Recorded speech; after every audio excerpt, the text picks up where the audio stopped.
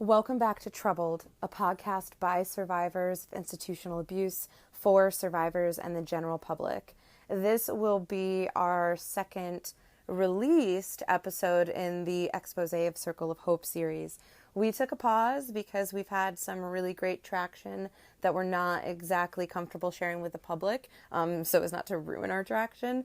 But this is going to be with Chanel. Chanel is in the UK. Everything's different in the UK and our relationships with that. So Chanel is coming on the show to talk about her personal experience. And if you are in the UK, because we know we have a lot of listeners out there, we are also familiar with, and if you're not, check it out, but UK Brat Camp, where they send kids from the UK to Turnabout Ranch, Dr. Phil's favorite, out here in the US. So if you know anyone who had to go on that show and experience that real life experience and they want to reach out, they can hit up Chanel. She's in the UK and can connect them with those resources. But we do hope you enjoy this. Her contact info is at the end. Our email is always thetroubledpodcast@gmail.com. And we hope you enjoy this and will join us in supporting the survivors of Circle of Hope in Humansville, Missouri, which is under the quote unquote caretaking of Boyd Householder with his relationship with IFB, religion, church, cult, whatever you want to call it. This guy came through Agape, Agape, and now he is abusing little girls in the backwoods of Missouri. So let's do this. All right, well, today we have our continuation of Circle of Hope. We have Chanel from all the way from the UK. Hey, Chanel. Oh, hello, everyone. Thank you so much. So thank you. We're having coffee, so we're about to have. It's totally appropriate for us to be giggle-tastic because we're about to talk about some serious fucking trauma. So I feel like the appropriate response to that is giggles and coffee across the pond. Yeah, definitely. So, Chanel, you have in talking with our brethren in the UK, it seems like the way that we frame institutional child abuse within TTI in the US is a little bit different than what's happened like in Ireland or with the workhouses in Britain and whatnot. How did you even, the only connection I've ever seen is that, did you watch that UK Brat Camp show that I mentioned to you the other day? Yes, I've seen it. Yes, I remember watching it when I was younger. I totally forgot about it until you mentioned it to me. When I looked at the link that you sent me, I was like, oh, yes, I totally remember that now. My mum used to watch it. She thought it was absolutely crazy how people could do that. Just send their kids over across the sea, really. But wait, she saw this and she thought it was crazy before she did that? Yeah, well, my mum wasn't the one who sent me there. My mum didn't know about it until later on. Okay, so whatever you're comfortable sharing with us on that, so who made the decision to send you here? How old were you and what was that like? Well, I was 13, I think I was 13 years old, and my dad and my stepmom decided to send me there. They sent me there. I woke up at 4 o'clock in the morning and there was two people standing at the end of my bed, and they were saying that I've got to go with them. Obviously, I didn't want to go with them, so I made it quite hard, and they restrained me. They were quite big people as well. They both picked me up. They took my shoelaces out of my shoes, and they literally put me in the car. I was screaming and everything. I could see my dad, he had tears down his eyes. And they just put me in the car, and then we just drove to the airport. So you were not in the UK when you were escorted, abducted, kidnapped, whatever terminology people are willing to accept? No, I moved to the UK to live with my dad when I was 13 years old. Or you moved to the US? Yeah, US, from UK to the US. Wait, so if you were sent at 13, how long were you with your father before the decision to send you away happened? It was not that long. I think it was a few months, maybe maximum 4 months. Okay. So you wind up at the airport, and did the escorts come on the plane with you? And then where do you wind up after this? So they put me in handcuffs, and I got escorted with police through the airport because I think my dad had warned them that I was a runaway, and so I got escorted all through into the onto the airplane with handcuffs. I remember everyone staring at me. Oh my God. And yeah, so we got put on the airplane, and then we got away to Missouri. Missouri. And so you've only been in the United States for a few months max at this point. Yeah. And so what is your first experience with Missouri? Because that's a whole different, for someone from the UK, that's just got to be a culture shock. You obviously in England you don't get called those bugs that light up. What are they called? Lightning bugs, I guess, or fireflies. Fireflies, that's it. I Okay. remember driving through there. It was really dark, and was driving through there, and I just saw these fireflies going everywhere. I was just like, where are they taking me? Like, I was really scared and really worried. So I was just like, these strangers have just taken me, and I'm all the way in this place that I don't know. And then we're literally the middle of nowhere. We drove up to the house, we got out, and then this guy comes to the door with a cowboy hat and cowboy boots. It was like something out of a movie. So cowboy boots, cowboy hat, and he answered the door and with glasses, and he looked like a proper American. Like a redneck, yeah, or what do you call them? And I just thought it was something in the movie to begin with, to be honest. It was just so like out of this like world, really. Like in England, you don't really get much of that around here. You don't get hillbillies and rednecks and stuff. The most you'll get is probably a chav, if you know what I mean. So no, what's a chav? What's a chav? I don't know what that is. A chav is I don't know. It's like someone that wears like tracksuits and loads of like bling and stuff. You know what I mean? It's like, I don't know how you would call it, a gangster. I think in America, okay. sort of that way. You don't normally see like a redneck or anything like that, really.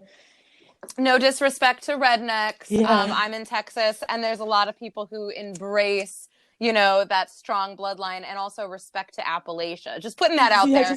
Just put that. We're just talking about cultural differences, you guys. Yeah. Like, sorry, I don't want to offend anyone. No, that's why I'm putting in like the sidebar on before everybody jumps us.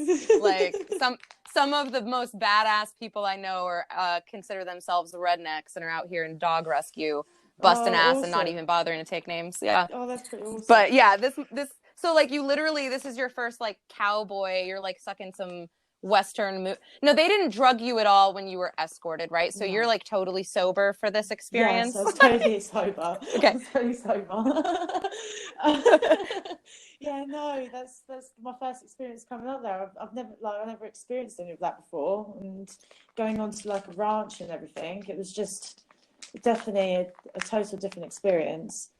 But that's yeah. So then we came up to the door, and then he invited me in, and then we had our like introduction of what like the rules are, Circle of Hope. So he was like telling us like the shirt color system. Do you want me to go through them?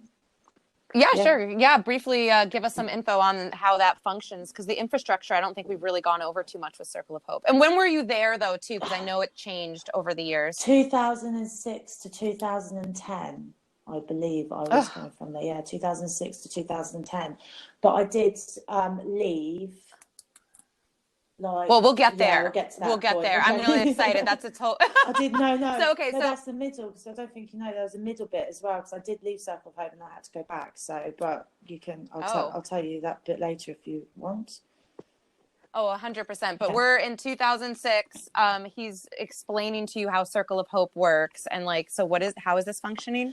So basically, all I can really like compare it to is like a military like ranking system. So you've got your black shirts. Black shirts are like the lowest of low, and they're only on the. He used to say on this earth to breathe, eat if they're lucky, work and sleep and read the Bible.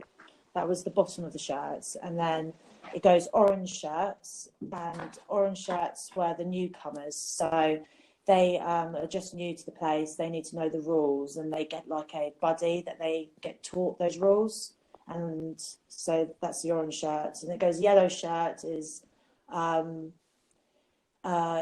been there for a while, and they know the rules, but they don't need a buddy anymore. Because if you've got a buddy, you're not allowed more than 2 meters, I think it was, away from the person that was teaching you. And if you do, you get tackled to the ground because they think you're running away. And then it goes pink shirt. Pink shirt, they get a bit more they get more, a bit more, what's that word called? Sorry, I can't remember that word. Privileges, yeah, privileges, freedom. That's it. Privileges. Okay. They get more privileges. So I think they're allowed to wear one piece of jewelry. I think it was like a necklace or something, or they get to be like in charge of something as well. They get to give push-ups to lower shirts. So to yellow shirts and orange shirts and black shirts, they could give maximum of 10 push-ups. So that's if you like don't abide by the rules. So I can get that later anyway. And then green shirts, they're normally on charge of, because down the hallway we used to have one side of rooms, 2 bedrooms, with four beds, so 2 bunk beds, and then 1 bed in the middle. So there'll be 2 bedrooms, and on the other side there'll be another 2 bedrooms. So one green shirt would be in charge of one side, and the other green shirt would be in charge of the other side. So they had to make sure the place was tidy and that everyone's abiding by the rules. And they could give up to a maximum of 10 push-ups as well. And then purple shirts, they got considered as staff, so they were allowed to drink coffee. They were allowed to give them 25 push-ups, and they were also allowed to do push-up position. And then they're in charge of like things like the cooking or like animals or cleaning. So they had like to make sure those were all done on a daily basis. And then red shirts were basically run the whole thing to make sure everyone was doing their jobs here, there, and everywhere. And they could give 50 push-ups and push-up position as well. Okay, after you said 50 push-ups, and I heard you say it with the 25 too, did you say give push-up position as well? Push-up position, so that's basically if someone's not listening, so they're not doing their job or anything, they'll put them in push-up position, make them stay in push-up position. So that's like not doing push-ups, just holding yourself up until the job is over, or until you want to just leave there. Some girls got left there for hours. What would happen if a girl couldn't hold that kind of a plank position for hours? Because for the record, I can't hold a push-up position for hours. So like what would happen if she were to genuinely not be able to do it? They would keep on pushing her and shouting at her, saying, you need to do it, you need to do it. If she doesn't listen, then we'll obviously take her to Brother House, Boyd householder. And we also do. And that's what you guys would call him? Yeah, Brother House we used to call him. How much of the religion, so prior to you getting there, I'm just totally assuming, because we've never talked about this, I'm assuming that you're not necessarily the most religious, or at least in comparison with the IFB, which is what we're dealing with Circle of Hope. So how much of the religiousness was like your life now, like when you got there? Like how does that actually affect your daily activities? I wasn't religious at all before I got there. I did, like, as I was younger, when I was a kid, I used to go to like Roman Catholic church, but it wasn't as much as Brother House and Miss Steph would go to church, you know what I mean? It was just now and again, but it wasn't like I really knew much about it, if you know what I mean, because I didn't really have a religion. Our family didn't really like practice it very much. So when you get here, you're supposed to call this guy Brother House. Yeah. And he's quoting, Bible standards, or at least his interpretation. I would argue a misinterpretation of the Bible. He's arguing them as social normative behavior with you guys. So like, are they having you guys go to church? Are you being forced to participate in any of their religious stuff? We were forced to go to church. We were forced to read the Bible. We had to be saved. Basically, if you didn't get saved, you wouldn't have gone up those shirt colours. The one thing about this place, you had to do what you needed to do to go through the programme. Because if if you didn't keep a smile on your face and just pretend everything is okay, then and you were miserable and stuff like that, you would just go down the shirt colours and you'd get treated like crap. Sorry if I'm not allowed to say that word. Oh, you're allowed to cuss on here. Okay. You're good. You know, I was raised Catholic. Yeah. I went to parochial school and whatnot. And obviously there's Jews, Muslims, Hindus, like a rainbow of religious and spiritual persuasions. So are you forced to conform, like, were you supposed to become more Baptist than was there a distinction there with denominations? Because it's sounding a little bit like religious abuse here. Yes, definitely. All the other religions were like against their religion, basically. So they were all going to hell. The only way that you could get saved was by Jesus Christ at the Baptist church. And that's the only way that you're going to heaven. And they made fun of like Jehovah Witnesses. And I remember him bringing him up several other times. That's how I knew about the other religions, because he used to say them to us and make fun of them and say they're not going to heaven because they're not getting saved right and they're not baptized right. Well, speaking of that baptism, were they performing baptism or having any of the girls get baptized while at Circle of Hope? Did you witness that? Yeah, I got baptized. Wow, okay. I got baptized. I went to Berean Baptist Church in Springfield, Missouri. And that's when supposedly I got saved by Jesus Christ, and then I got baptized afterwards as well.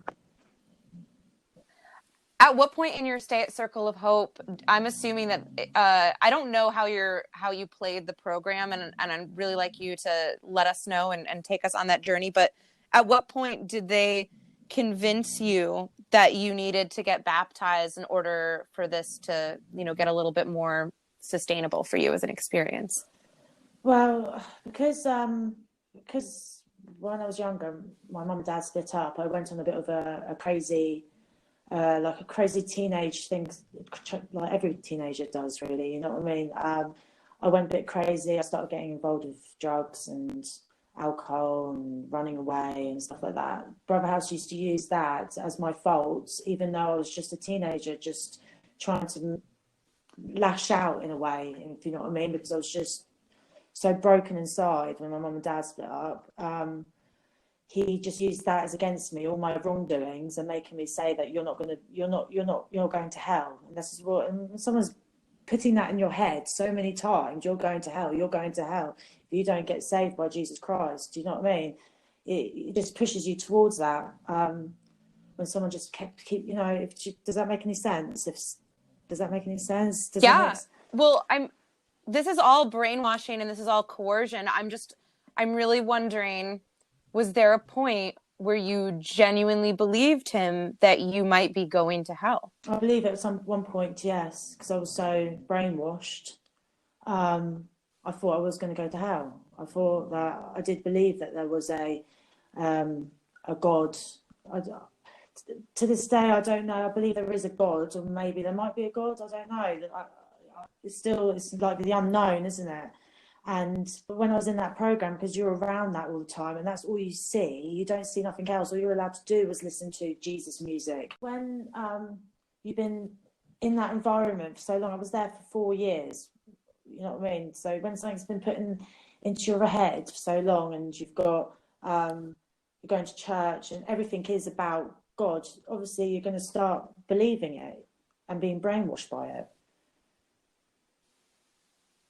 Yeah, I mean, it makes total sense. And I think that's something that's I'm glad that you have an understanding and you can accept the brainwashing that you went through. Yeah, definitely. And recognize it as such, because I think a lot of us spend a really long time not addressing that. I'm really horrified for teenage Chanel that she was put in a position where even if for a moment that she believed, whether there is a God or not, but that she did believe that there was a God and that her relationship with that creator was one that he wanted to damn you to hell. Yeah, definitely. That's not fair. And I feel like the effects that could have on you and your spirituality and your relationship with a higher power, if you chose to have one, that those like that, I didn't understand religious abuse until recently. I still don't fully understand it, but I think that this is a pretty good example of that. Yeah, definitely. It's it's really hard to explain when sometimes it goes on into your head, because it's just, you don't realize at the time when it's happening, but when I look back on it now, I just can't believe someone could do that to someone. You know what I mean? I don't understand how he could do that to those girls. You should be your own choice at the end of the day, which religion you want to support. You know what I mean? Yeah, and also I don't think it's appropriate to project our realities on others, regardless of like if it's religious or political or whatever the case may be. But here I also find this really offensive, where you have this brother Boyd guy who is this authoritarian, like almost a conduit, a middleman between these young, underdeveloped prefrontal cortex teenage minds and their own personal higher power. And the translation that he's giving to these young people is not that God is love and God is mercy and forgiveness and all potential, but that God is judgmental and controlling and possessive and vengeful. And that is just, that's pretty scary. That's a really scary thing to do to young children. Yes, I totally agree with you. Yeah, I'm starting to reframe the way I look at this whole Circle of Hope experience as I talk to more of you survivors from there. And I'm looking at how it is very much connected with this IFB, power struggle, because I didn't realize how much of everything is really founded on this, perversion of religion that he's perpetrating out there. Yeah, definitely. It's definitely a different world, isn't it? It's like, oh yeah, I totally agree with you. It's so surreal. And especially for you coming from, because, okay, so I've also seen some of the girls that have gone specifically into Circle of Hope, right, that were already from the IFB or, some sort of fundamentalist Christian sect anyways. Yeah. And so the transition for them is a little bit different because they've grown up in an environment where people are interpreting your reality and your spiritual identity for you. But for someone like you, I feel like the culture shock, especially when you add in these religious undertones, it's just pretty severe. Yeah, it's more than severe. In England, I don't really see much Baptist. Like, I've never heard of Baptist before. In England, you get more Roman Catholic or Church of England. Religion's not very much practiced over here much, but when you go to America, it's just God everywhere, especially in Missouri in the Bible Belt. Yeah, and for God to be used in such a way in the UK. I know that historically, right, I understand, especially going to Catholic school and to Catholic girls' school, so I get how all of, the Protestant Reformation and all that jazz. But currently, when you were a kid growing up in the UK, was God presented to you in this kind of, burn in hell if you don't submit kind of relationship? No, it was more when I used to go to school, we used to talk about God. Like primary school, and it was more of he's a happy God. You know what I mean? It was like there is hell, but that's for like people that like done really bad things like murder and stuff. It was more happy. I've never witnessed anything about it like to the extent of Circle of Hope until I went there. How has what you witnessed and what you went through at Circle of Hope with your forced baptism and all this jazz, how has it affected your consideration of spirituality or your religiousness moving forward? You want my honest truth? If there was a God up there, he wouldn't hurt and do things like put people through what they've been through. If there was a God up there, I really personally believe. So I don't know. It's put me in like a confusion really, because I don't understand why would God do this to people personally. So this is what I battle with. So I don't really practice religion or anything really. Okay, so are you saying that directly related to your experience with Circle of Hope, that's what you've come to? Like, definitely. From my experience from Circle of Hope, that's why I think that's why I think the way I think really about God. I think that this is why, as someone who grew up in Catholicism and as someone whose family is, my families are highly involved in their religious communities, I think it's really important for the Christian community to champion this cause, because people like Boyd Household are going out there and perverting the religious experience and traumatizing these children with religious abuse. Like in your case, it specifically cut you off from wanting to have a relationship with a higher power, because if there is one, then how the hell do they let this happen? Yes, yeah, yeah, that's exactly how I feel. I just don't understand, if there was a God, why would he want to hurt his people like that?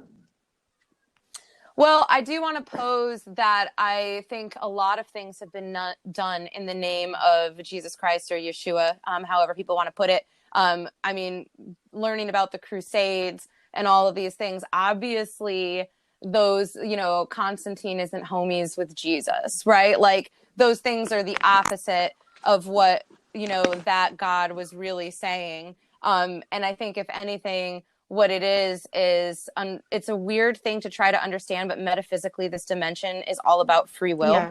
And if you read Job, the sons of God came and Satan came also, and Satan's like, I know that Job like digs you, but let me do this. And that's how it goes. And God's always like, as you will, Lucifer, like whatever you want. But he doesn't call him Lucifer. That's not really his name. But those relationships, the way that we've interpreted them are completely incorrect. And I think that if those of us who are interested in spirituality, but have had the experiences you've had, which same, that we have to look at those things that way. We have to throw out the translations and interpretations we grew up with, because most of the people in my life religiously as a child, at least, 90s, early 2000s, trying to tell me what God said and what God wants for me, they didn't even read the Bible themselves. They didn't have a relationship with God themselves. They were just responding to this fearful, punitive God, and they were just trying to stay out of like the dark room. Yeah. Yeah, no, that's exactly, it definitely has changed my whole perspective from being in that place on what religion means to me, really. Yeah. Well, this was institutional abuse. If you were in a public school in Missouri and this were happening, it would be abuse. And I'll take out the religious context, because people are gonna be like, well, you're not supposed to do that in public school. I get it, right? Yeah. But it still is that. And very much in the religions, when there's religious abuse, it's usually an institutional abuse kind of scenario as well. So I don't blame you. Honestly, I assume, and I think I've seen a lot of survivors come out of this very atheist, if not just agnostic, where I feel like agnostic is like a really good middle ground for us all just to start from. Yeah, definitely. Like, I don't have the answers, duh. I'm open to the conversation, but let's not try to like convince each other of anything, because no one knows anything for sure. It's quite crazy, because he used to get us to memorize books of the Bible, and you used to have to say it before breakfast, lunch, and dinner. And it's so crazy that I still remember some of the verses.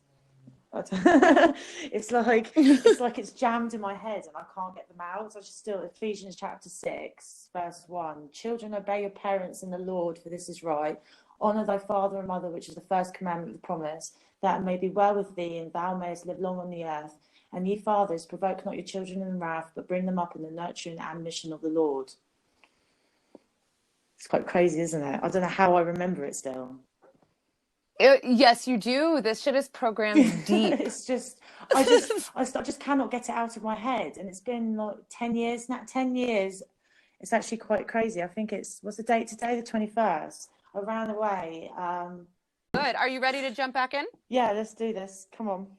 Okay, so obviously I cut you off when you were going to go for one of your runaway stories, but you said earlier that you had like an in-between leave the school situation. So at what point does that happen, and what happened? To tell you the truth, I cannot remember exactly. It was in between the 4 years. I can't remember the exact dates, but like over a year in, would you say, or it was longer than that? I think it was about 2 years. I was in there. And then I got picked up and taken back home to my dad's house. My dad enrolled me into a Baptist church school place in Las Vegas, because obviously being at that ranch, and then I was saying that I was saved because I was brainwashed, and I was like, yeah, I'll go to that school, and my dad put me in there. I wasn't even back home for not even longer than 3 months. And then exactly the same happened again. Woken up at 4 o'clock in the morning. There's people at the end of my bed, exactly the same ones, actually. It's a man and a woman. I can't even remember their names. But yeah, the man and the woman came and picked me up again at 4 o'clock in the morning. It's because I sort of went off the rails again. Obviously, I wasn't going to church. And obviously, my dad and my brother house was still talking, I think. And yeah, I started partying again and just being a teenager, really. So then they took me back there and went back to South of Hope. Oh my God. Okay, so obviously we've already walked through the first time you showed up at Circle of Hope with your like Western gone horrifyingly wrong first initial impression. But what is it like to be abducted and sent back for the second time? Like, how did that feel walking back into that? Embarrassing, very embarrassing. I was scared. I was so many emotions all together. Brother House is he's a scary guy. He gets right up in your face when he shouts at you. I remember spit coming onto my face when he used to shout at us. And yeah, it was very, it's just, especially going through it all over again. It's just, I don't know how to explain. It's very embarrassing. I didn't want to go back, but obviously they're bigger than me and I'm not as strong as them, so I couldn't get away. So yeah, so I ended up going back and he put me straight into a yellow shirt, I think it was, because I already knew the rules and everything. I thought he was going to put me in a black shirt, but he put me in a yellow shirt. Okay, so earlier you said that your mom wasn't necessarily too supportive of the UK brat camp turnabout ranch, spectacle that was on TV.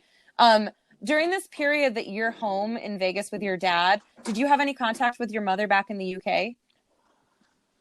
My mum and my relationship is it's a bit of a rocky one. Like we get along, but then we don't get along. It's a mother and daughter relationship. She had the same with her mum. They don't get along either.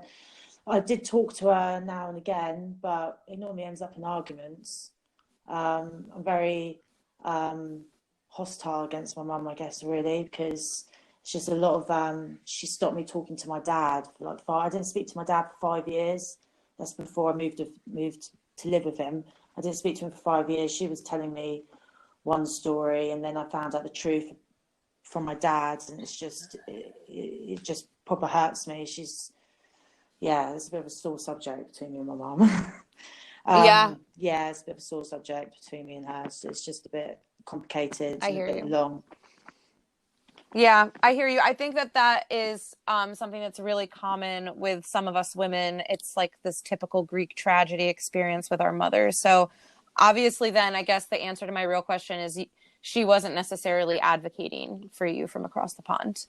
She wasn't advocating for me, but when stuff did happen, she did come and visit me once at Circle of Hope. She did come and visit me once to make sure I was all right and everything. She didn't like it. She hated it there. She thought it was a real horrible environment. She said you shouldn't be treated like that. We were sitting inside the lounge. I don't think Brother House knew us. We were there, but he was restraining somebody inside in his office, and we actually heard the girl screaming. And I don't think he knew we were there because we just came in from inside, and my mum heard it all. And she didn't agree with it at all. My mum did try getting me out of there, but because she signed my parental rights over to my dad, and then my dad signed the contract over to Brother House, she couldn't get me out. Oh, wow. Yeah, it's very complicated. I don't even, it's so rare that a parent actually even sees the situation. I hope that there's a little bit of a level of validation that, somebody did at least try. Yeah, for she you. She did try, but she couldn't do it. Yeah. but she signed everything over, and obviously the contract with Brother House, who couldn't get me out. Yeah. Okay. So you're back in the school. So you're talking about witnessing other girls being restrained. Firstly, what does restrained mean for Brother House? And then secondly, what else are you witnessing or being subjected to when you're talking about these treatments of these girls not being exactly kind or gentle or appropriate? Like what's going on? What I've noticed, I restrained a few girls. Brother House used to get the staff to restrain them. So a restraint is he would grab them by the back of the neck, throw them onto the floor, and he would go on the back and press the pressure point in your back of your neck, I think it is, and then girls would get on the arms, so the top of your arm, there's a pressure point, and the bottom of your arm by your wrist is another pressure point. So a girl will be putting their both hands with clenched fists, pushing the back of their hands down onto the pressure points, and then it'll be the same on the other side, and then another girl will be on your back legs, pushing your pressure points on the back of your knee. Okay. And how long did these pressure restraints tend to last for in your personal experience? It can last up from half hour to maybe an hour, maybe even a bit longer than that. And did they like train? You said that he was having these girls do it, including yourself. Did they like train you how to do this properly? Because it sounds like it could potentially be pretty dangerous. He never trained us, he just told us where to press.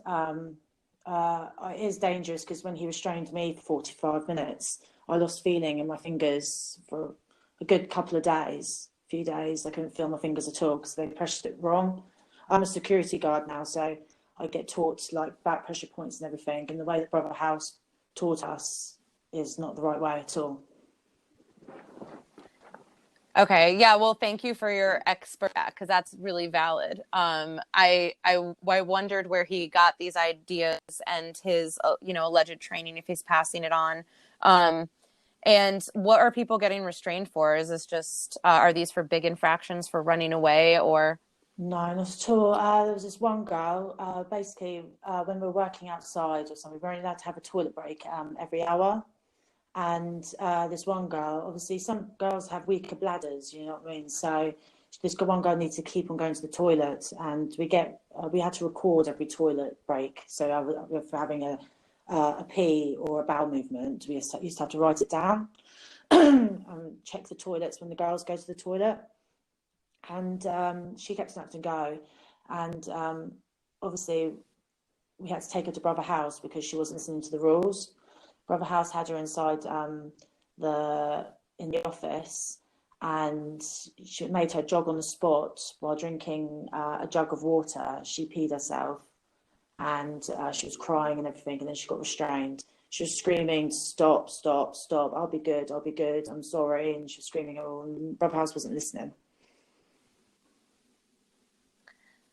Yeah, that sounds like one of those things that would just traumatize other people witnessing it, let alone the person it's happening to.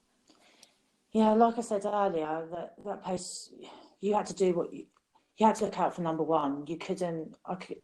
Like, as much as I wanted to trust all the other girls, like, I did what I needed to do because listen to Brother House, because I was too scared. I was scared of him, what he could do, you know what I mean? So I didn't want to be a black shirt. I didn't want to.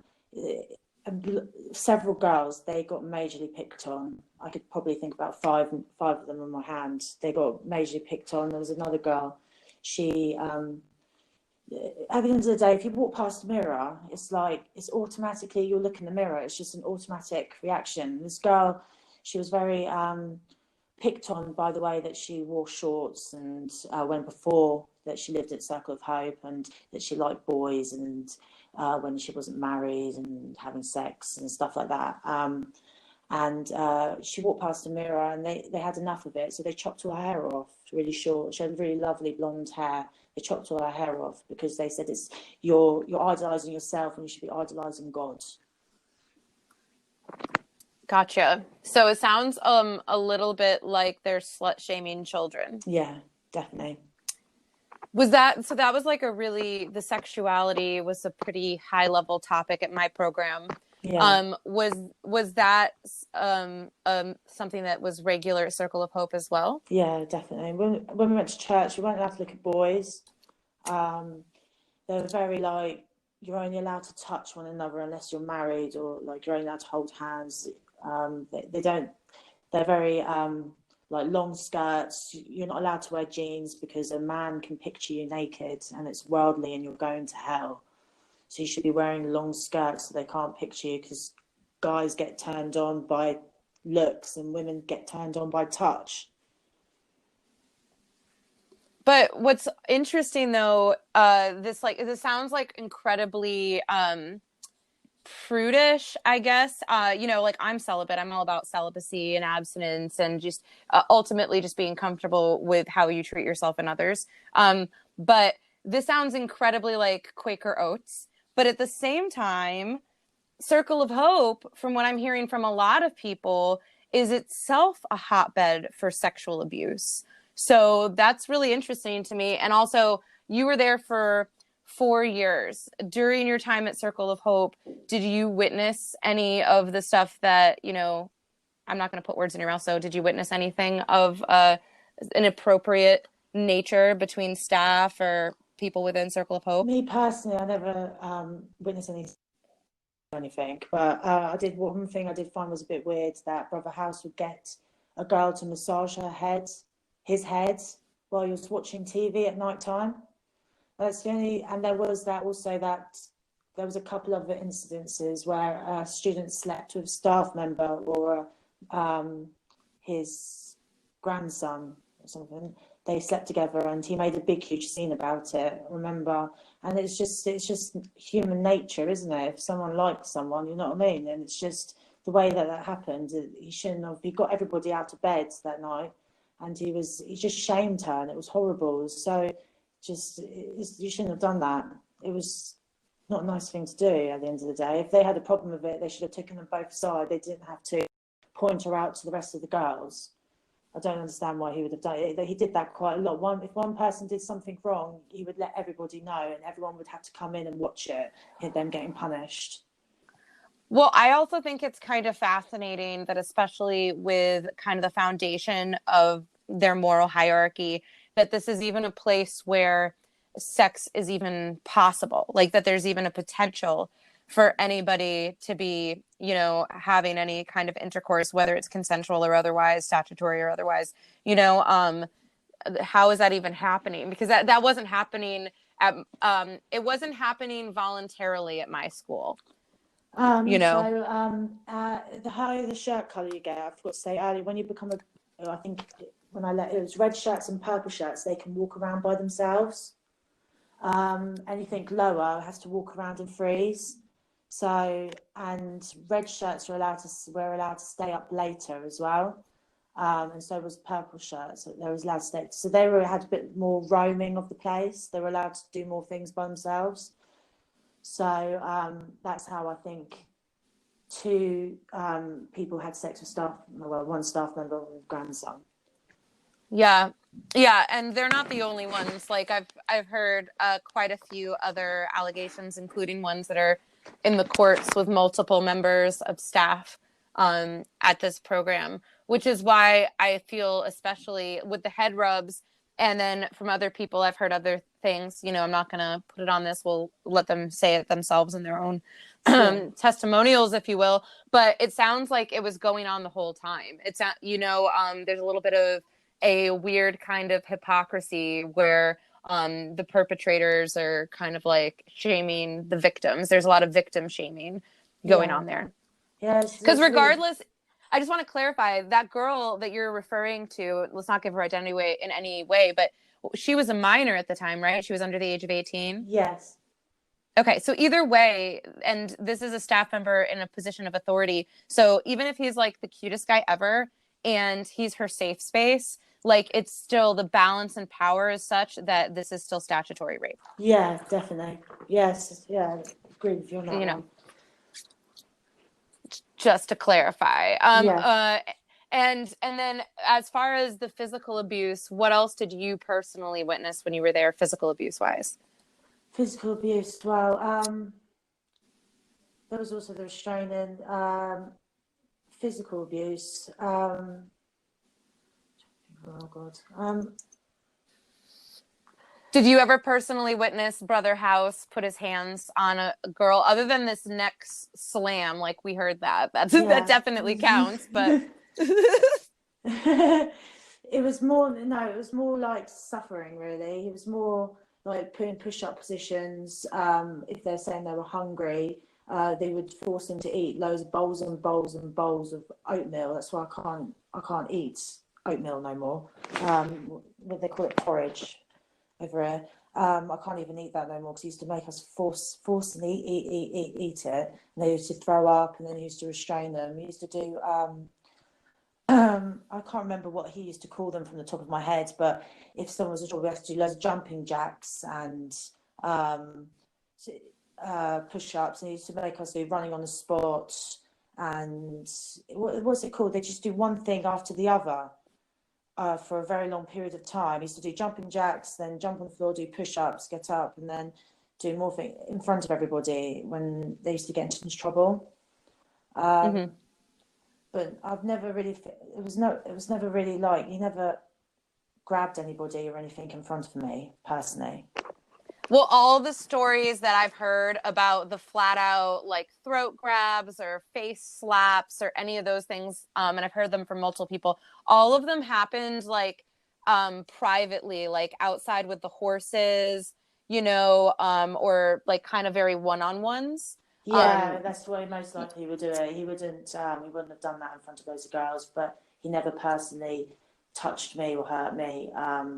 It was more the mental abuse and the restraining. That's the only physical that he would have done to me. Are you ready for your Hallmark movie story time? Yeah. Okay, let's do it, Chanel. Why don't, like, the whole reason I would imagine anyone would be listening if they already knew about this. So what the hell happened when you left the school? Because this is amazing. I love it. Okay, so everyone was getting ready for church. Well, okay, I just got in trouble by Brother House, to tell you the truth, because it was such a petty thing. I can't, because it was something that I generally actually didn't mean to do. I can remember feeling that I generally didn't mean to do that. Like, I didn't mean to.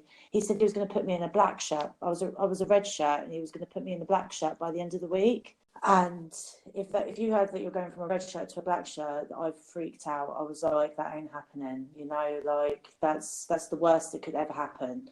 And if that was going to happen, it probably would have happened if he said that.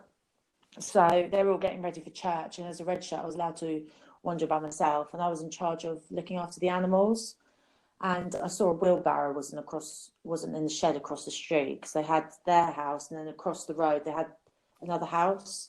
So I put the wheelbarrow in, and I looked at the woods, and I was like, shall I do it or shall I not? Shall I do it? Shall I do it? And I just did it. I ran into these woods on the right-hand side of the house. If you were looking at the house, I ran in there, and I hid in this ditch.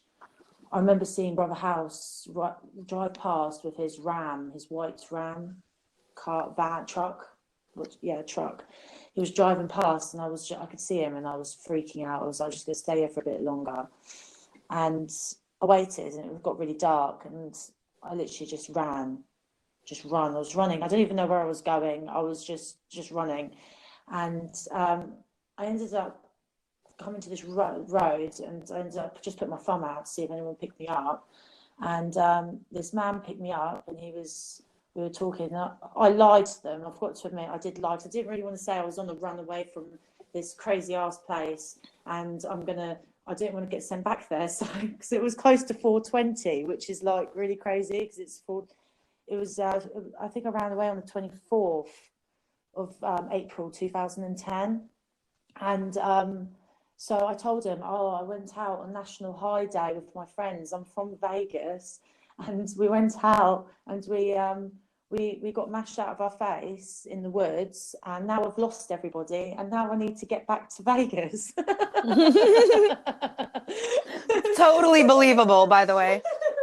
So I was like, I need to get back to Vegas anyway. So he was like, oh, okay. So we just became friends and everything. And then he took me to gas stations, like your petrol station. And in your petrol stations, you've got those pizza places, haven't you? And he bought me a pizza. And he was like, okay, so, and he said, I'll take you, I've just got to go back home, and then we'll go from there, and I'll take you to Springfield. So I was like, okay, awesome. So he took me back home. I don't know if I should say this on the recording, actually. Whatever you're comfortable saying, you can go for the. It's just because I don't know if this part, I don't know. So anyway, so I've gone to this house, and he's introduced me to his family. So I'm like, oh hi, and he's got his 2 little girls. I'm like, oh hi, and everything. And then we left, and we got in the car, and then he picked up some lady, and he started inappropriately doing stuff in the front of the car while he was driving with this other lady. And I was just like, oh my God, is this what people are like out here? Because honestly, I've been stuck in a boarding school thing for how many years? I don't really meet anybody on the outside. So, and the first person I've met, he's just cheated on his wife. I was just like, okay then, anyway. So he's driven me all the way to Springfield, and dropped me off by McDonald's. I remember driving past there because it was not that far from Berean Baptist Church, because I remember driving past there in the Circle of Hope van. So he's dropped me off there, and then it started pouring down with rain, didn't it? So I was just like, God's sake, I can't believe this is happening right now. I started crying. I was like, I don't know what I'm going to do.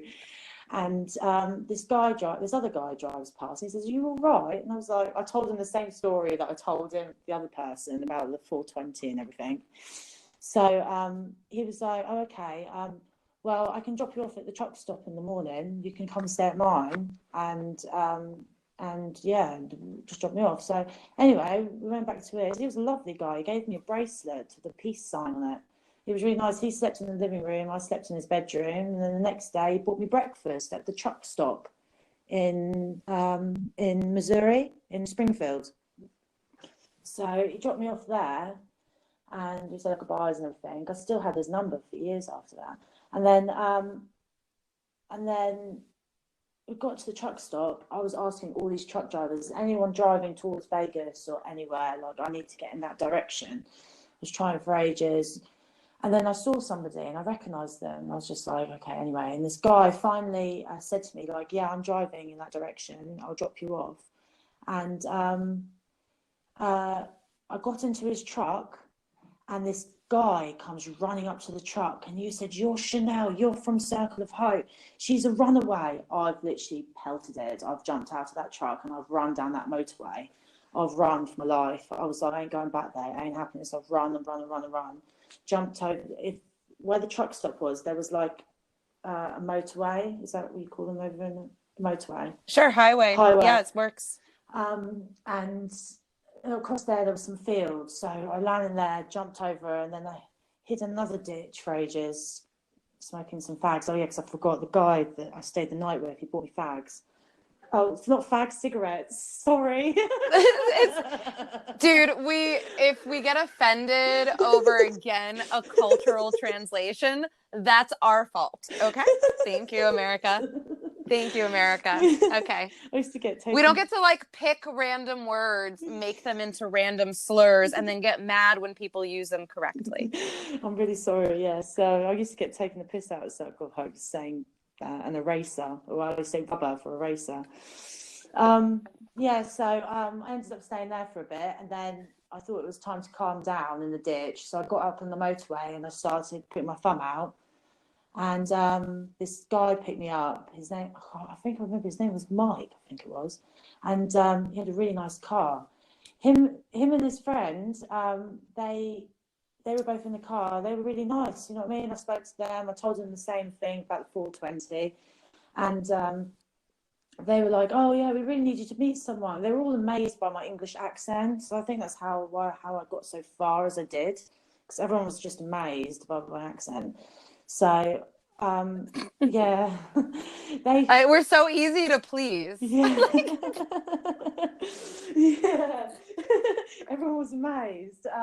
So they took me to. He was like a multi-millionaire, I think, because he had a business in China and stuff like that.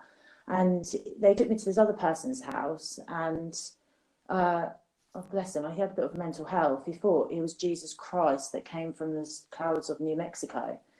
and he was kind of came down here and all this stuff. It was just quite ironic how I just came from a Christ place, and he's telling me that he's Jesus Christ. I was just like, okay, oh my this God. is crazy. Where am I? And Yeah. but the house was gorgeous that he was in. It was a bit broken down. It said mental health, but it was so gorgeous. And then their other friend came along. His name was Michael. His name was. He apparently just came out of prison or something. But he was really lovely as well. They ended up taking me to Walmart, got me all new clothes.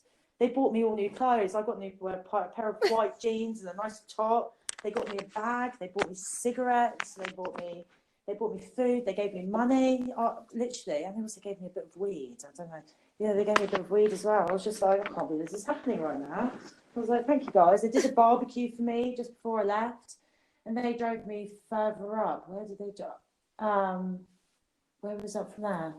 I want to say they drove me towards Texas. It was towards Texas. So I did go through Albuquerque. So I went through to Albuquerque, Texas, because I ended up there. And then I met some Mexicans there. They were actually quite cool as well. And I met this other person. I thought she was a bloke, but then I found out she was a woman. And I think she was a crystal meth head. And she was screaming in her sleep when I was sitting next to her in the car.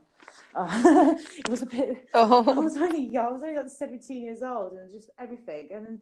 And another lady picked me up. She was. She had her own. They kept on taking me back to their houses. I don't know why. They just took me back there. Nothing actually seriously happened. Like bad happened to me while I was doing the hitchhike. You're incredibly blessed. I know, because for someone who's like a creator would protect us if they existed.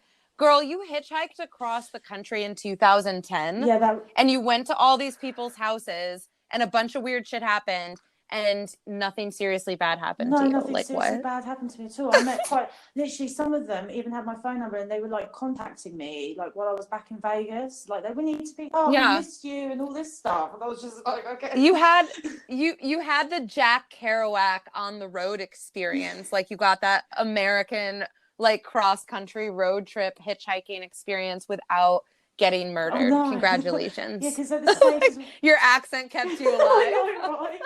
Because when America's Most Wanted was looking for me at the same time, so they were saying to me that through that period of time where I was hitchhiking, there was like a person going around murdering people, like picking up hitchhikers and murdering them, and that's why they were so surprised that I survived going 1,400 miles, but I did end up in Arizona as well by accident, and then ended up going back down through to Henderson. So you get to Vegas, and what are you going to do when you get to Vegas? Like what? After you survive your cross country like road trip? Well, I ended up in old Vegas, so like the old strip. I ended up because I came through Henderson, so that obviously goes down to the old strip, and ended up there. I walked through there, and I went because when I first moved to America, I went to a high school. I forgot to say that earlier. I went to a high school over there, and I made some friends. And when I got back there from hitchhiking, I went back to that area because I knew where my friends lived. Well, that was an experience and a half, because I knocked on their door, and the girl that I used to be friends with, she answered the door, but it wasn't her house.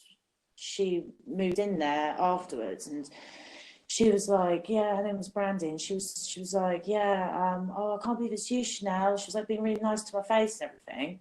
And then she was like, yeah, you come stay with me and my mum. You come stay. She was pregnant. She's like, you come stay with me and my mum. I was like, okay, awesome. She took me to what was that bloody hotel called? What is that hotel called? Oh my God, I can't remember.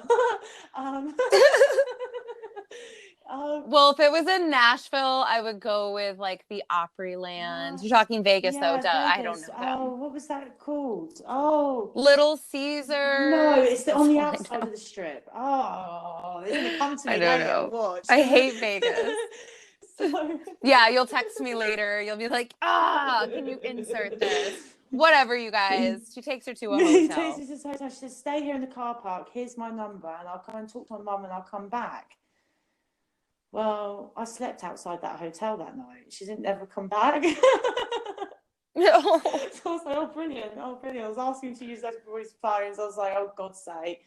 So I was just wandering the streets for a bit, and then I slept. I was going to sleep on the side of the road, and this guy comes up with two dogs. I started petting the dogs because I love dogs, and he was like, oh, why are you sleeping on the street for? I was like, oh, because I'm just, I've got nowhere to stay and everything. So he was like, oh, can you come and stay at mine?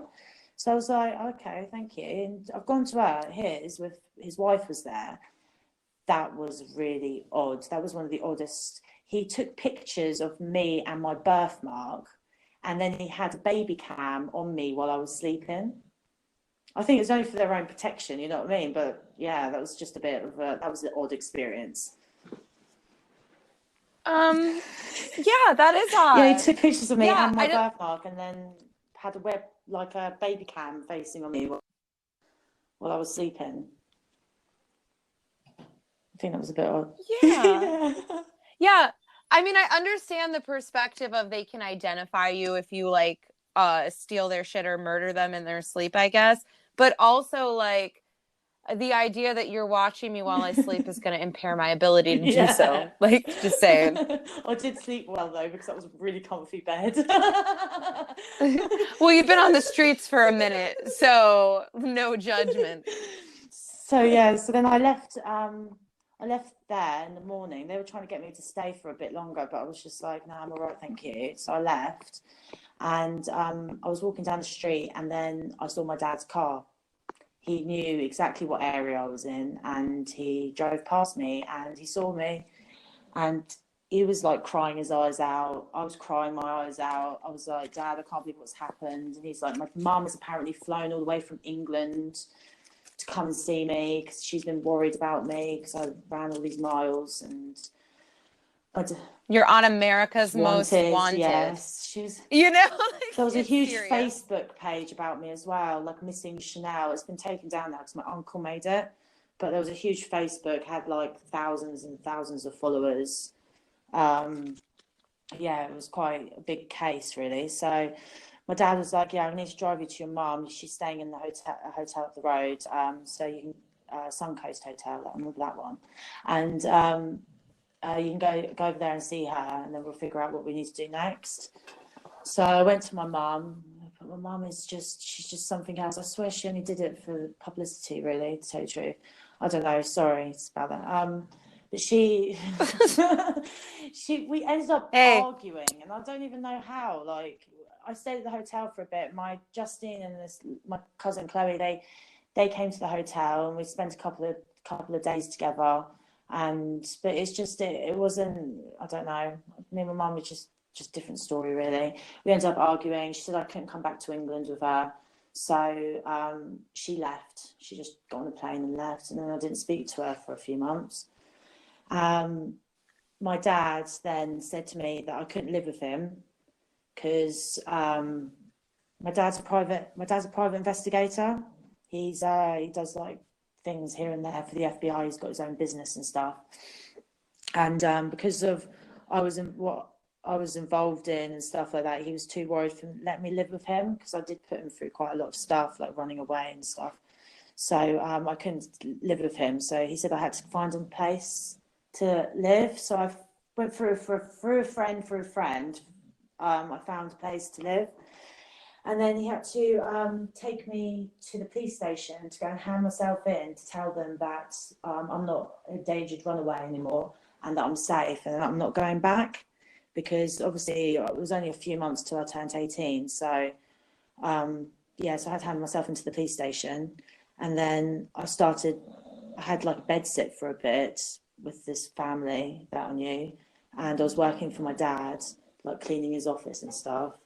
And then I started going down route again, started taking drugs, and it's just because I couldn't cope with what had been going on for the last 4 years. I just couldn't cope with my emotions, because in that place, you can't show no emotions in Circle of Hope. You can't show them, because if you show emotions, like you're angry or you're upset, you just had to put a smile on your face the whole time then, because you've been doing that for so long. and you've come out, you just don't know how to deal with everything, because that's what I like battle with today. It's just, you just all over the place. So I lost that place that I was staying in, and I ended up meeting some other guy called Brian. I ended up staying with him for a bit, and then it was coming up to my 18th birthday, and my dad was like, you either, I've spoken to your mum, you can go back to live with your mum, or you can stay on the streets and I'll get you a tattoo for your 18th birthday. So I was like, okay, I'm going back. And I can't deal with America no more. Like, it was too much for me.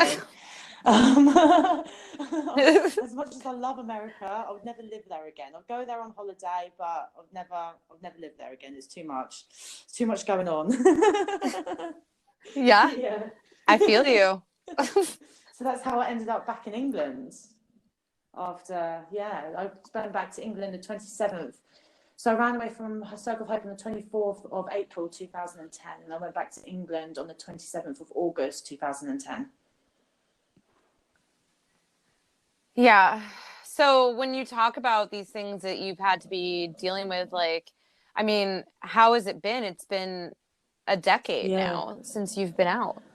Oh, it's been a long ride. Like, I've had counselling and stuff, but over here they don't really understand what I've been through. They don't really understand, because it's not like something that happens over here. I've had a lot of abandonment issues, anxiety. I've got post-traumatic stress disorder. I can't deal with my emotions. Like, I really struggle, like, feeling any kind of emotion, like, if you know what I mean. Like, it really bad. Like, if I like a guy and I can't share my emotions as easy as like other people can, mainly, if you know what I mean. Like, I battle with it, because in the Circle of Hope, if you said how you really felt about the situation, then you could get into a lot of trouble for it, because it might not be the right answer. So, you know what I mean? You had to have the right answers. You had to know what you needed to do.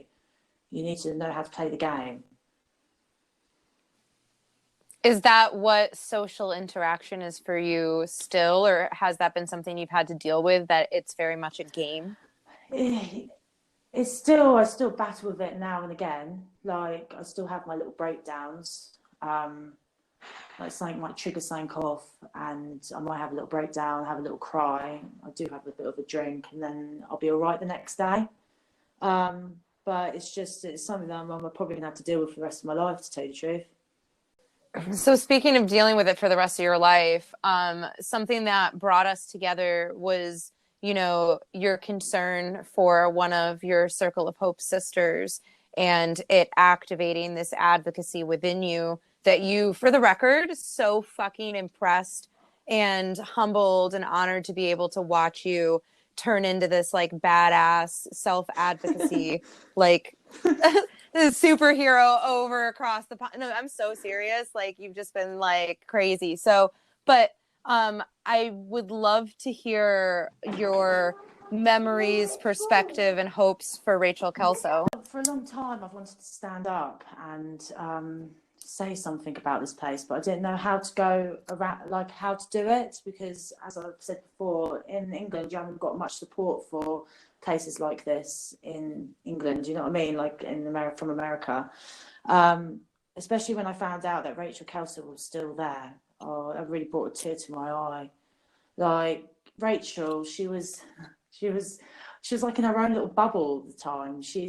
So her smile, her big smile, she would rather like just go and play with the insects on the floor. Like, she would like go and look at little ants and stuff and all the animals. She loves the animals. She hasn't got a bad bone in her body. Like, honestly, the only times that when she would used to get in trouble, it wasn't any fault of her own. It was just natural instinct, human instinct. You know what I mean? Like, looking at her sister, or just not going fast enough, or like just stupid little things that she was getting in trouble for. It was nothing like major. She used to get majorly picked on and used to work, because she would just get on and do stuff, because she'd just be in her own little bubble, just doing it, picking up the weeds and stuff. You know what I mean? She was a lovely girl. And when I found out that she was still there, oh my God, it was like, I don't know, I got goosebumps. I just felt like quite sick to the stomach that she probably thinks that we've all abandoned her. You know what I mean? She probably thinks like all these people and she's still there, and she's probably so confused. She doesn't know. She doesn't know. Like when she comes out into the outside world, she's not going to know how to cope. She's not going to. She's going to need a lot of support. Really do. When I stepped outside in the outside world, like Wi-Fi was available. I never heard of Wi-Fi in my life, or like anything like that. And she's going to need a lot of support, and it's sad because they could have prevented this from happening and not sent her there. She didn't need to be sent there. She wasn't a rebellious teenager. None of the girls need to be sent there. You know what I mean? No one needs to be sent to that. It doesn't. We might be rebellious teenagers, but we're only just pushing boundaries because that's what teenagers do. And being just shoved to these places because you can't cope as a parent, it's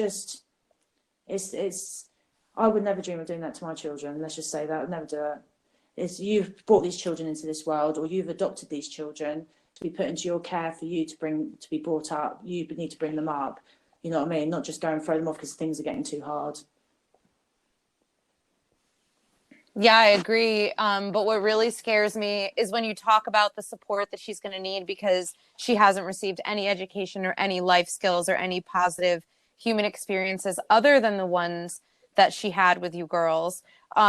This part that's really fucking horrifying is right now, as it sits, it doesn't look like Rachel will ever leave Circle of Hope. And even if she were to leave Circle of Hope, she's probably just going to be transferred into another IFB, TTI, Boyd household or agape related program anyways for the rest of her life. She's giving me goosebumps. She's been legally committed to them. Goosebumps when you talk about it. You know, Boyd, but that's enough of a motivator. And so I'm really glad. I understand having to deal with does she think that we've left her and forgotten about her? And I think that the best thing that all of you can do is to prove that you haven't forgotten about her. And that, you know, it's been 14 years that she's been in there. So whatever it takes at this point to make sure that she's in a safe, structured, you know, regulated group home or whatever, where she can have relationships and friends and contact with her sisters from Circle of Hope, really, you know, and a real life. Because I don't how is it acceptable that she's not allowed a real life? I know. It's breaking my heart even when you talk about it. I've got a tear in my eye and everything. It's just great. She's just such a lovely girl. You know what I mean? And it's just not fair for her to be put through all this. And if they send her to another school, it's just but she needs some support, a nice family to live around. You know what I mean? Because she'll be so good with her like a family. I could just see her now in the kitchen. She likes cooking and stuff. I could just see her now. You know what I mean? In a little family, being happy. She'll be so much happier in a place like nice little families live in, not another home, just fobbing her off to home because no one wants to deal with her.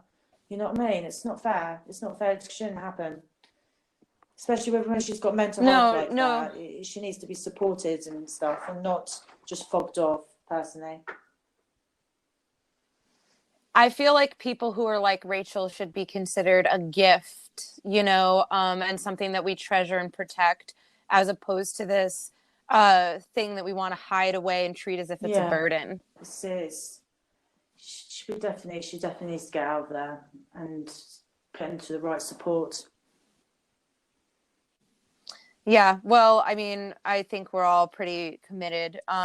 Well, speaking of that commitment, how can people support what you guys are doing and what you're doing in the UK and whatnot? So, what's happening in the UK? Well, I've been contacted by a newspaper. She's contacted me this week to talk about the editors because she's interested in the story with the places in America. And so I'm going to hear later on about that. I'm here for any support as well. That later I'll be able to give you my email address for support anybody in the UK. Even if you want to contact me from America, I don't mind. But in the UK, because I heard about that brat camp place, they got sent out. The girls got sent from there. So if they need any support, I'm there for them. And then we've got Facebook pages for Stop Circle of Hope. We'd love you to join, so then you can see the girls put some testimonies and stuff on there as well. And I think that's it, isn't it, Miranda? It is for now, but we're going to keep adding to that list. I mean, the progress that you guys have made in the past couple weeks is extraordinary. All the girls getting together, like, because obviously, like, we didn't know each other, but we didn't really know each other going through the program, because we obviously had to be sly and be careful of what we said, because we weren't allowed to obviously really exactly talk about the outside world. But it's nice for them all getting together. Girls add me all the time that have just even left Circle of Hope, and it's just really nice, because it's nice to have that support there as well, because obviously some people have not been through what we've been through, so it's nice to have that support with other girls. Like, I talk to Amanda quite a lot now, because obviously me and Amanda didn't talk for a good few years, and we're back in contact now, and I'm phoning her up all the time.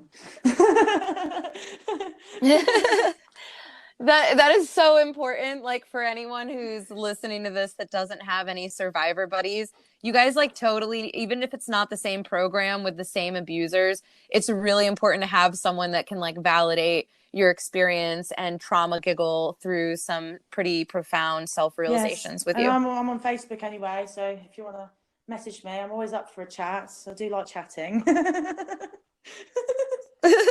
Yeah, and you're in a different time zone, so you're kind of perfect. Like, when all of our friends who are essential workers like myself are at work, you can hit up Chanel, because she's just winding down. I love chatting. So even if you don't want to just talk about, if you just want to talk about how your day's been or anything, I'm right here anyway. Word, I will definitely take you up on that myself more often. Definitely. All right. Well, thank you so much for taking time to do this, and I look forward to everything else you guys bring to the table. Oh, my email is. Should I say my email? Yeah. Yeah, should I go spell ahead. it out? Do you think it's better if I spell it out? Yes, okay. yes. Okay. Please, with your accent, it's so exotic, but okay, it's CHANEL, and then it's MARE92 at iCloud.com. All the other religions were like against their religion, basically, so they were all going to hell. The only way that you could get saved was by Jesus Christ at the Baptist church, and that's the only way that you're going to heaven. Well, speaking of that baptism, were they performing baptism or having any of the girls get baptized while at Circle of Hope? Did you witness that? Yeah, I got baptized. Wow, okay. I got baptized. I went to Berean Baptist Church in Springfield, Missouri, and that's when supposedly I got saved by Jesus Christ, and then I got baptized afterwards as well. Or like just stupid little things that she was getting in trouble for. It was nothing like major. She used to get majorly picked on and used to work, because she would just get on and do stuff, because she'd just be in her own little bubble, just doing it, picking up the weeds and stuff. You know what I mean? She was a lovely girl, and when I found out that she was still there, oh my God, it was like, I don't know, I got goosebumps. I just felt like quite sick to the stomach that she probably thinks that we've all abandoned her. You know what I mean? She probably thinks like all these people and she's still there, and she's probably so confused. She doesn't know. No one needs to be sent to that. It might be a rebellious teenagers, but we're only just pushing boundaries, because that's what teenagers do. And being just shoved to these places because you can't cope as a parent, it's I would never dream of doing that to my children. Let's just say that. I'd never do it. You've brought these children into this world, or you've adopted these children to be put into your care for you to be brought up. You need to bring them up. You know what I mean? Not just go and throw them off because things are getting too hard. So broken inside when my mum and dad split up, he just used that as against me, all my wrongdoings, and making me say that you're going to hell. And this is what, and someone's putting that in your head so many times, you're going to hell, if you don't get saved by Jesus Christ. Do you know what I mean? It just pushes you towards that. When someone just does that make any sense? Does that make any sense? Well, this is all brainwashing and this is all coercion. I'm really wondering, was there a point where you genuinely believed him that you might be going to hell? I believe at one point, yes, because I was so brainwashed. I thought I was going to go to hell. When you've been in that environment for so long, I was there for 4 years. You know what I mean? So when something's been put into your head for so long, and you've got you're going to church, and everything is about God, obviously you're going to start believing it and being brainwashed by it. I'm glad that you have an understanding and you can accept the brainwashing that you went through. Yeah, definitely. And recognize it as such, you know, because I think a lot of us spend a really long time not addressing that. I'm really horrified for teenage Chanel that she was put in a position where even if for a moment that she believed, whether there is a God or not, but that she did believe that there was a God and that her relationship with that creator was one that he wanted to damn you to hell. Yeah, definitely. That's not fair.